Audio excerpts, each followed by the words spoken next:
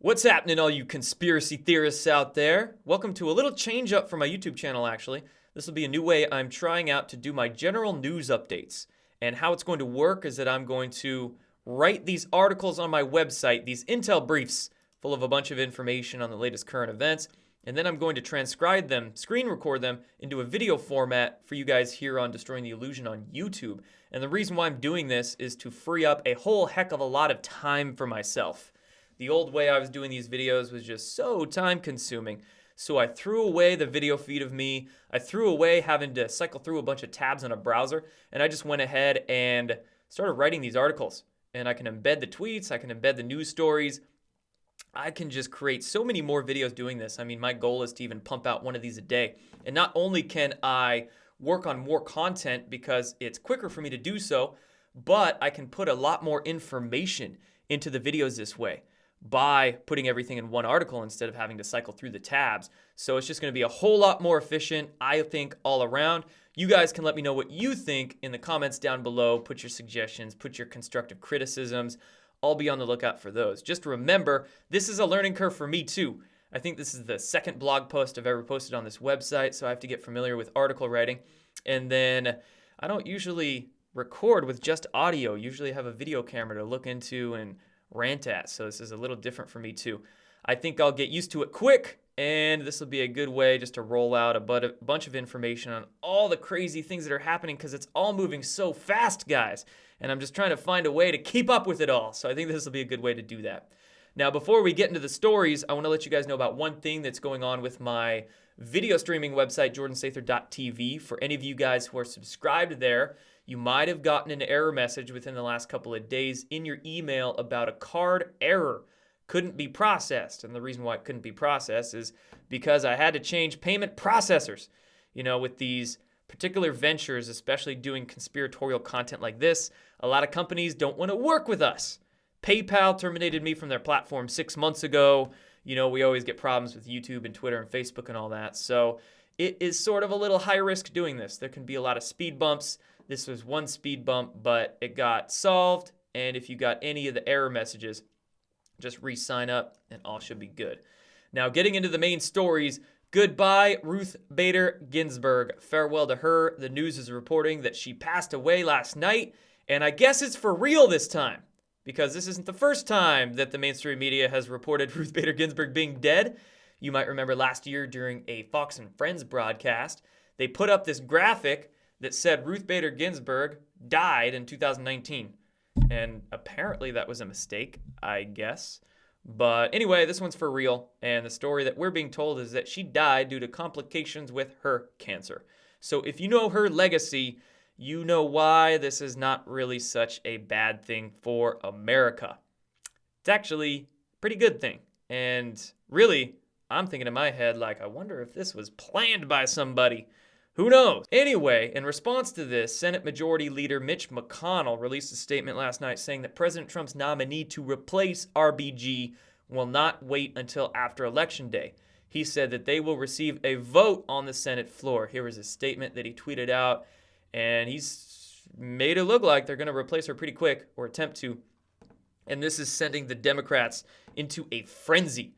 They're in a panic-fueled rage to prevent the appointment of a replacement on the Supreme Court before Election Day. Hillary Clinton even made a call into Rachel Maddow's show last night to bitch about it. And it was probably a last-minute call, too, because she just did audio only and rushed onto Rachel Maddow's broadcast to start throwing the spin on this. She said, "We will have to use every single possible maneuver to prevent Senator McConnell from, quote, enacting the greatest travesty and a monumental hypocrisy in attempting to fill her seat before the election." Isn't that what you're supposed to do? Really, anytime a Supreme Court justice passes away or can't fulfill their duties, you replace them. And I actually don't think this will be the last death we see before the election day. I think we might even get some more of high-profile names that pass away in order to change the narrative, change the conversation, and maybe get a, I don't know, state funeral, shut things down again. But we're what, 6, 7 weeks out? We're creeping in there, but we still got some time. So we'll see. I don't know, we might have another person pass away. But there's that. Let's now move into some censorship. So we got a new wave of censorship hitting the digital soldier regiment on multiple fronts right now. Actually, one of those fronts is Twitter. Twitter went through another little purge. They took out Inevitable ET, IET, very popular, fan favorite on Twitter. This must be his like 20th account they've censored. He just can't seem to evade it. And then they got one of Joe M's updated accounts too. He was on a new account called Unspeakable Dregs at Gitmo Awaits. And they took down Joe M. A few other folks too there on Twitter. Press F to pay respects for them. And then X22, we also have YouTube going after some people. You guys might know that I had a YouTube video taken down earlier this week. Luckily, I didn't get a strike for that, but I did get a strike for a YouTube video they took down about 2 or 3 weeks ago. Looks like they got X22 report as well. They took down a video of his, did give him a strike, so you'll have to find anything he does on his backup channel. I think his main channel is approaching near like 1 million subscribers now, so let's hope he can keep that and get there. But you'll have to find him on his backup channel or his website in the meantime. And I don't expect this to let up anytime soon as we head towards the election. Twitter is now saying that it will even police political candidates who express sympathy towards the 17, the Where We Go On We Go All movement. Here was a couple stories from yesterday. Twitter expanding QAnon restrictions to include candidates and elected officials, Twitter was telling Forbes magazine. And then USA Today here is reporting on Trump, QAnon, and Russia. Facebook, Twitter, YouTube brace for a turbulent election and post-election cycle. Basically, the mainstream media is crying, complaining to the social media companies, calling for them to censor this sort of content. And that'll be the excuse for the social media companies to say, oh, yeah, you're right. All these QAnon people and, oh, Russia, we're going to have to start censoring. Now let's move on into Q. There was some new posts from QAnon as early as Thursday, 2 days ago.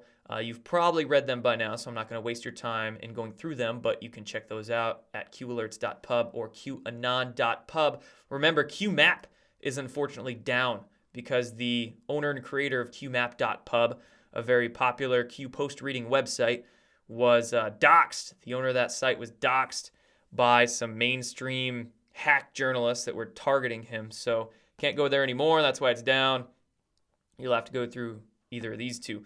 Now, in just looking at some of the QAnon mentions in the mainstream media over the last day, I found this interesting here. Trey Gowdy referenced QAnon when discussing William Barr, actually, and he sort of threw a little shade at it. Here, I'll play it for you and you can listen. You know, the president is going to stay in office and seize power and all this. I've never heard of that crap. I mean, I'm the attorney general. I would think I would have heard about it. I've heard about it, okay? They're projecting.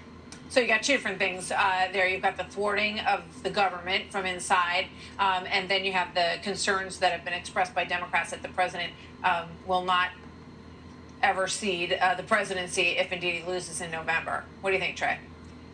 I think Bill Barr is a really serious guy, and if he's talking like that, I mean, he's not a QAnon person. He's not a Hale-Bopp Comet person. He's a really serious lawyer, and you can hear the frustration in his voice.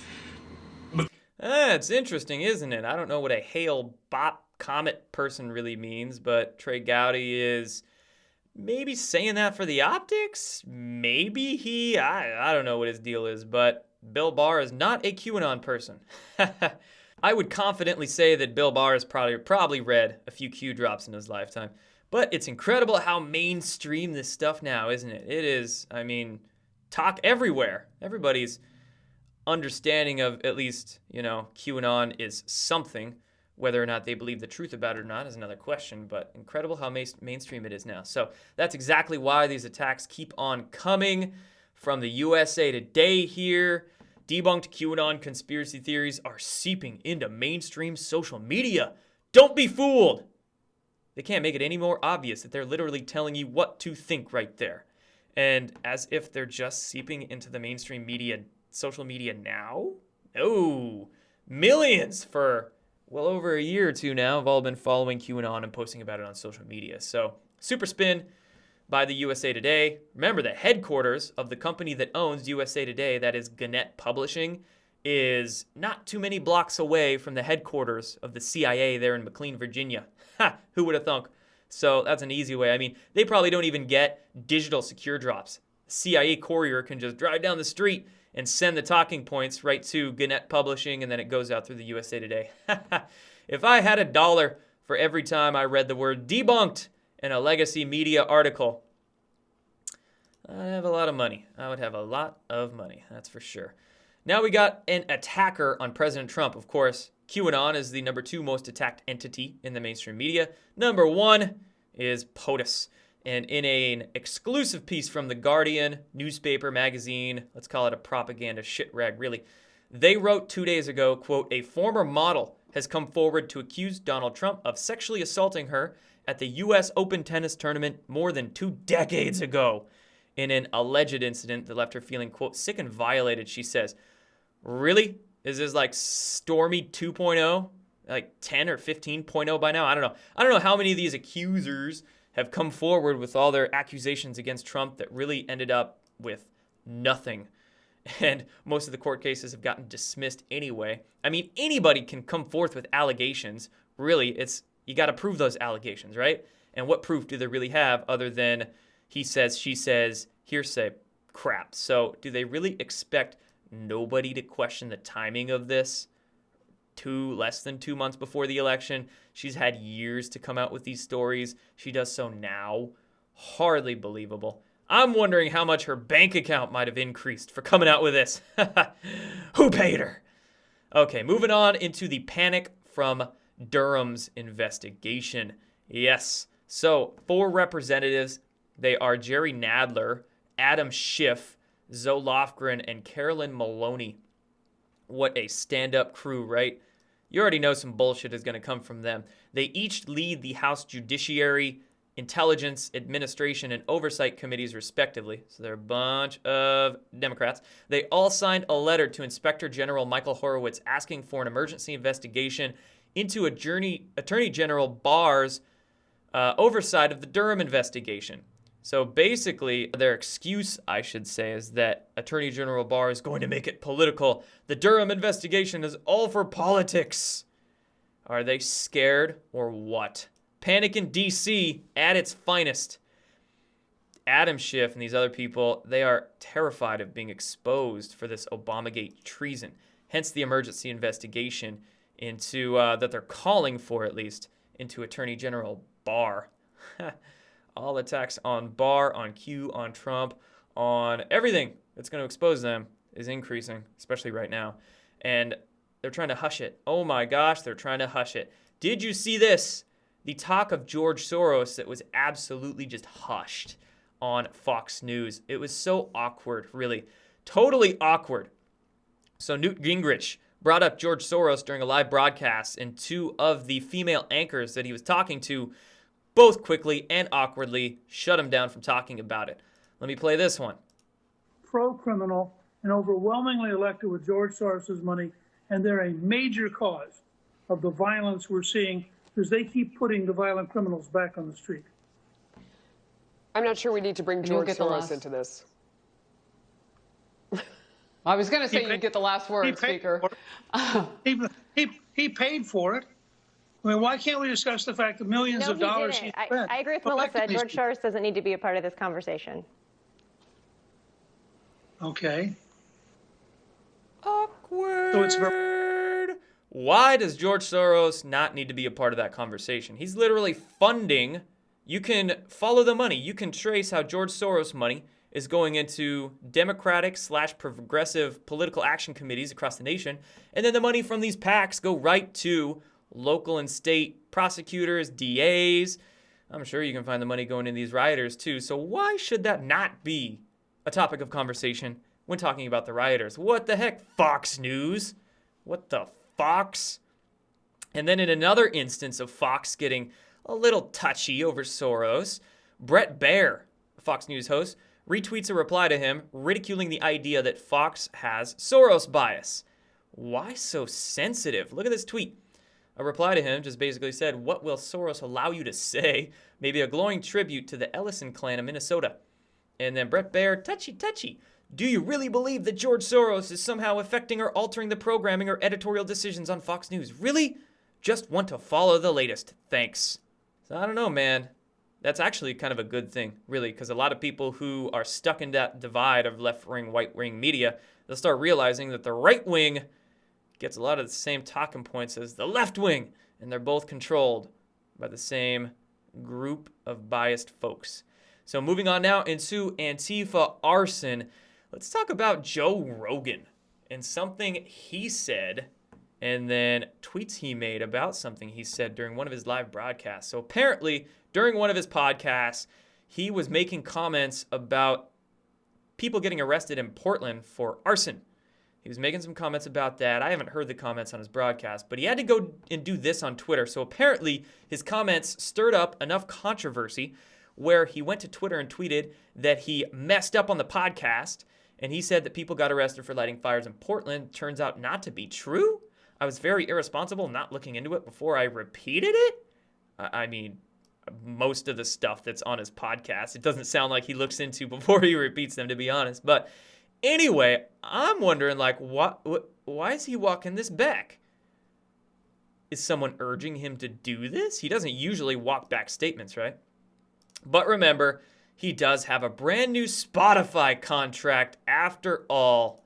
So Joe Rogan, I mean, maybe the title of this broadcast that I'm doing here for you can be True Colors Being Shown. True Colors being shown with Fox News, Joe Rogan, his true colors have been out there for a while if you've been, observant enough to see them, but it's getting more and more so, at least obvious. And then true colors showing maybe with FBI Director Chris Wray, too. Let's move on into him. Speaking of the Antifa arson fires, which absolutely we have evidence for, like, how many instances do we have of Antifa arson all up and down the West Coast, especially around Portland? Like, what the heck, Joe Rogan? Sometimes we call him Toe Rogan because he toes the line so much. But Chris Wray, FBI Director Chris Wray, he's taking heat by a lot of people for saying that he does not consider Antifa an organization. He said this in front of Congress a couple of days ago. He considers them an ideology. It's not an organization, it's an ideology. Well now, that is surely debatable because when you look at all the Twitter accounts that have the same flag and all say that they're Antifa from a different city, like when you have satellite groups, sort of like the FBI, has offices in different cities and states, Antifa has basically offices or subgroups in different cities and states. So how is that not an organization? I mean, it makes absolutely no sense. And according to this particular reporter from Newsmax, Emerald Robinson, the White House is preparing to replace him.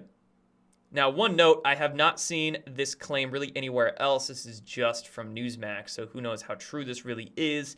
Could be some sort of like fake clickbait on their end. But it wouldn't surprise me if this was true. Remember, Q did tell us a while back, well, at first they told us to trust Ray, but they later identified Ray as a sleeper. And maybe his true colors are being shown too. Definite possibility, He kind of looks like he'd be, a bad guy in a Batman movie or something like that. He could be a sleeper. I wouldn't be surprised. I did find this data point interesting too from Julian's Rum here. We're going to talk about the fact that Chris Wray's daughter is an assistant editor at Crown Publishing. That's the same Crown Publishing company that's publishing Obama's new book. Huh! That is definitely an interesting data point and a worthy one to make note of because these sorts of details, these sorts of connections is how you can get a better guesstimation as to what somebody's motives or their intentions or what angle they might be taking with all this stuff, whether they are an actual undercover or sleeper agent or not. So that is truly enlightening right there. His own daughter working at the publishing company publishing Obama's book. Next up, COVID, and I think this is about where we finish for this particular video. COVID. So during the White House press conference yesterday, it was stated by an official that the coronavirus vaccine, good news, will not be mandatory. No one's being mandated, not a forced vaccine, that this White House official said, this coronavirus task force official. I think he might even be the guy that's heading it too, but he said it's not forced.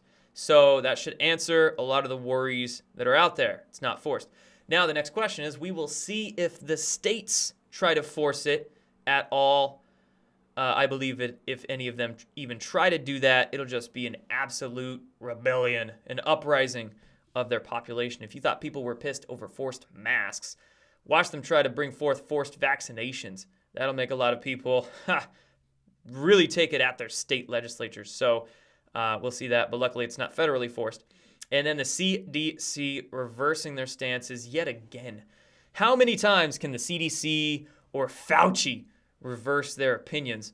But the CDC changed its coronavirus testing advice yet again, removing language from its COVID-19 testing guidance, saying that asymptomatic people may not need to get tested. They're saying now that asymptomatic people, even if you do not feel symptoms, if you have in any way been near somebody that has COVID or thinks they have COVID or something like that, you should probably get tested.